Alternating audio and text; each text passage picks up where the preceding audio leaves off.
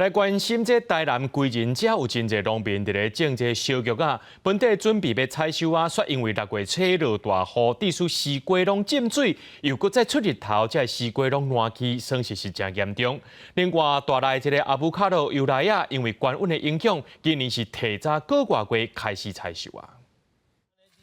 规大片西瓜园，照理讲，即阵应该是大粒个把水，即摆煞出现叶啊连参裂个情形，农民怨叹损失真严重。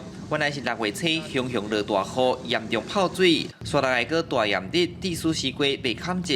而且市府农业局参同改场等单位来到规定沙仑农场这搭会勘，每一个产区状况无共款，后续因会甲受损比例做综合评估。这瓜啊完全拢大袂起来啊！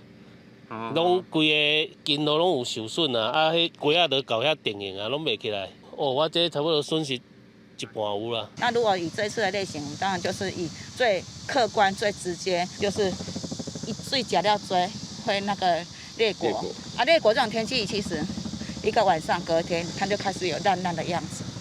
这个就是我们的客观指标。受到热天影响的，各有大内油梨啊，嘛就是阿布卡罗。果子外观生了真水，本来爱7月才大出，今年气温悬，煞提早个半月进入采收期。青龙讲这算是好消息，互因通甲产期又复开。不过温度若伤过悬，加减嘛影响到果实的品质。今年温度较悬，啊，所以花开了较早，啊，差不多为6月就开始采收啊。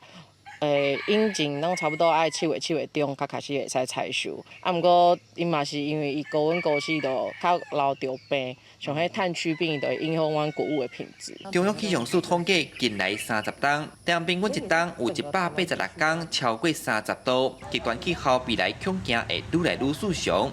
种西瓜农民即阵面对灾损，因望政府会当出手斗3工，甲损失降到上低。